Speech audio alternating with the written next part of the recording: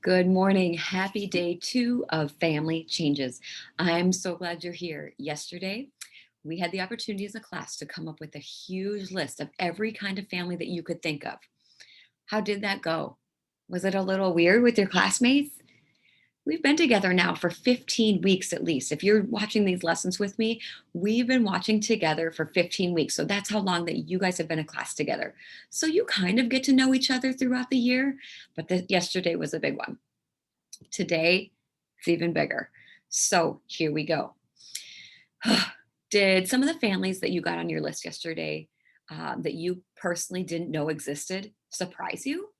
Every student, yep, even the ones sitting around you, came from a different family, a different home today. You did, I did, your teacher did. Some of us have moms, some of us have dads, some of us have neither. And we're being raised instead by our aunts or uncles or grandmas and grandpas.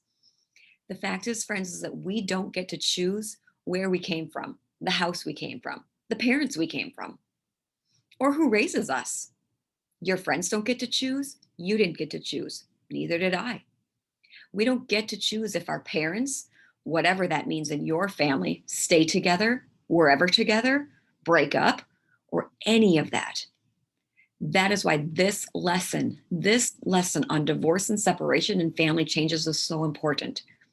We may not be able to control the adults in our home or what they choose, whether they stay together or not, but we need to recognize and remember that we never have to go through any family changes alone.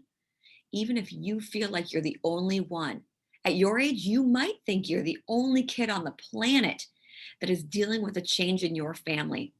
Dad's leaving, mom's leaving. That's hard. I recognize that, and I hope you do too.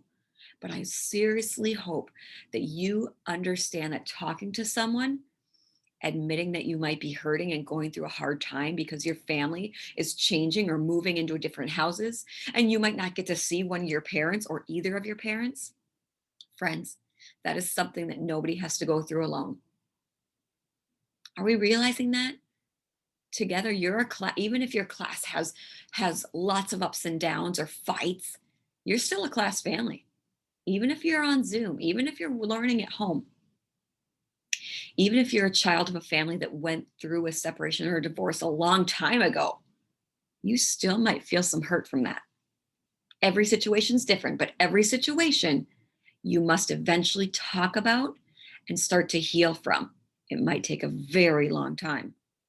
Asking questions, talking with other kids or adults who may have gone through that, what you're going through, is so important and can truly build connections.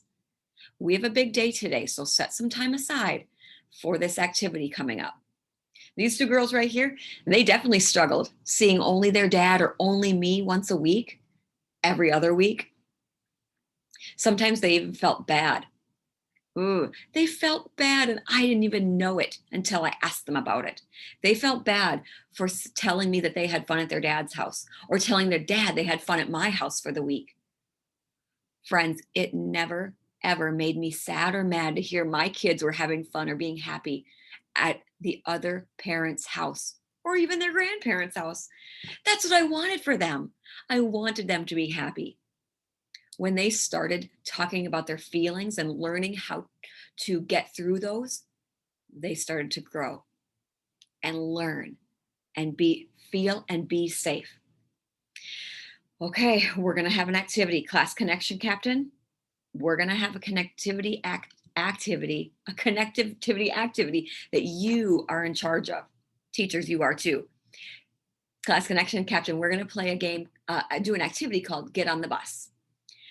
You are the driver, class connection captain. So get up, go to the front of the classroom or wherever there's the biggest space in your class. Go to wherever that biggest space in your class is. Teachers, you're the station master. You're the station conductor. Class connection captain, you are going to get to a big space in your classroom. Go do that right now. The biggest space. You need to make sure that every student who wants to get on your bus gets on safely and gets off safely. I'll wait till you get in that position. For this activity, everybody in the class, teacher, bus driver, Every student has to be silent and respectful. If it's not silent and respectful, your teacher's going to have you start over. What you learn about each other during this activity, friends, stays in your room, stays with you guys, stays with your class family. What we learn here does bring us closer together, but it's pretty private stuff. Okay, if I say something that applies to you and you want to or feel comfortable getting on the bus, walk up to your bus driver. He'll make sure you're safely distanced apart. He or she, your new bus driver, class connection captain, is going to have you get on the bus. All you have to do is stand there for a second, look around to see who else is riding the bus with you, and then go sit back down. Remember, you never have to get on the bus if you're uncomfortable admitting some of these things. But be brave. Someone else in the room might need you to be brave. What happens if you're the only one on the bus? I've been that person. Well, guess what? You see your class connection captain, right? And your teacher, they're going to be on the bus with you, even if you're the only passenger on the bus. I'm with you, your teacher's with you, your class connection captain's with you. Plus, our seats are physically distanced and one person to a seat. Here we go. Oh, teachers and counselors, whoever's leading this lesson, you can pause me if I go too fast and your kids need to move or need more time to get on and off the bus, because it's going to be up on the bus. Go get off the bus, sit back down. Kids, make sure you're ready to get on that bus if what I say applies to you. We're not asking any questions. These are either yes or no. And if it applies to you, you get on the bus. You're getting on the bus, remember, might help somebody else who's a little more shy to be brave to come up and stand with you. Remember, this is silent.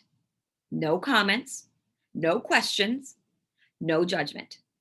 Only support from your class. So let's go. Okay, here we go. Get on the bus. That means go to the front of the room with your bus driver.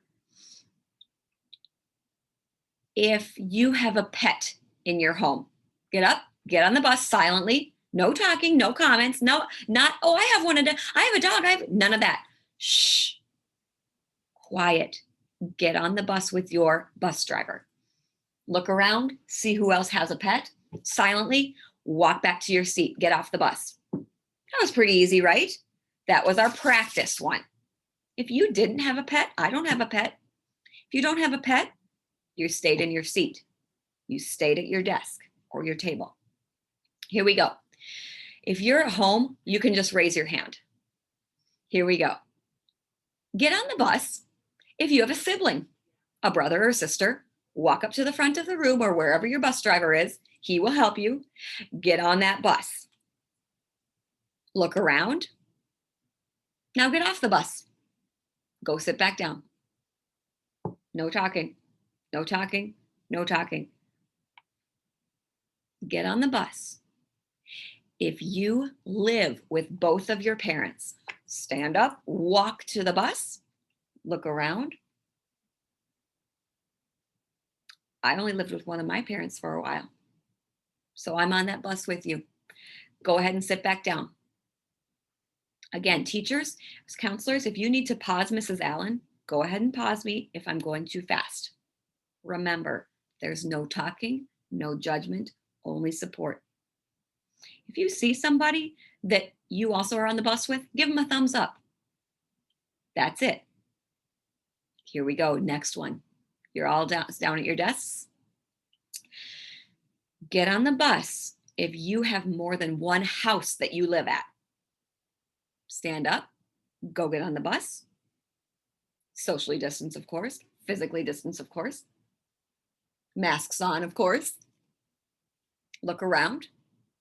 You're standing with people that have more than one house that they live at. These girls did.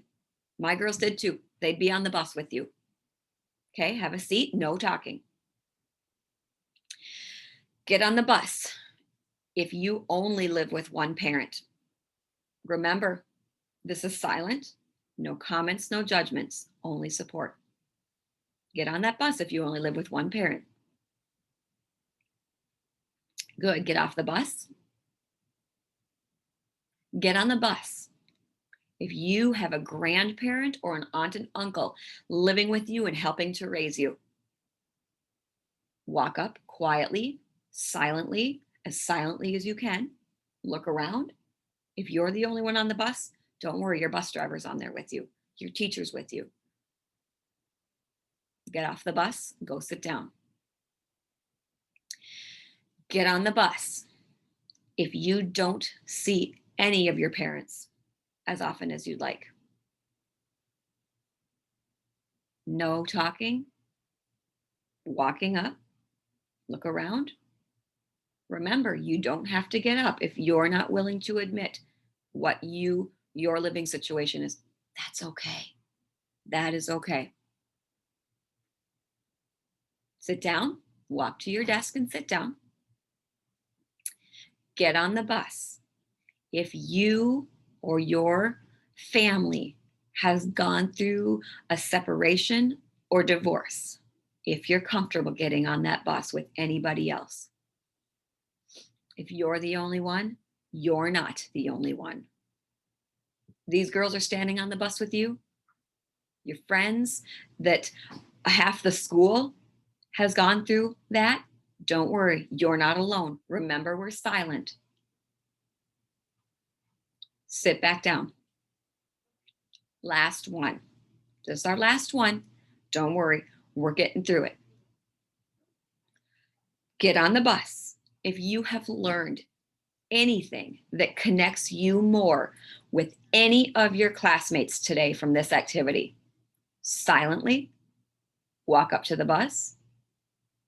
If you made any kind of connection with someone in your class from that activity, get on the bus. Look around. I hope somebody is standing on that bus right now, besides your bus driver. Okay, have a seat, walk to your desk quietly, quietly, quietly. Again, friends, as you're sitting down, listen to Miss Allen's words. This activity is all about recognizing that you are not alone in your family situation. Even if you were standing alone on that bus, sitting in your own seat, you're not alone. If you need to talk to somebody, we adults in the building want to connect with you and help guide you through difficult situations that kids might not know how to handle. If you're 5 or 12, anywhere in that age range, you should have no idea how to handle some of these things. We didn't when we were young. We had to ask for help. But seeing your friends and classmates get on the bus is an incredible opportunity for you to maybe open up a conversation with them. Do they have to talk about their lives? Nope, nope, nope, nope, nope. And it's okay if they're not ready. Respect that. Respect that. Recognize that. But if you or a classmate wants to talk, seek out your school counselor. Seek us out. Your school psychologist. Your teacher can help guide you to one of those people. Support each other as a class. We can't fix each other's problems. You're kids. I can't fix your problems, and I'm an adult, and I've been trained to do that. But my job is to help guide you through. Your school counselor's job is to help guide you through. And even if you're 6 years old or 16 years old, we could stand by our friends and support them just by being there. Thank you for participating in this activity. It was a big one today. We will wrap it all up tomorrow. Big deep breath, friends. Until then, bye for now.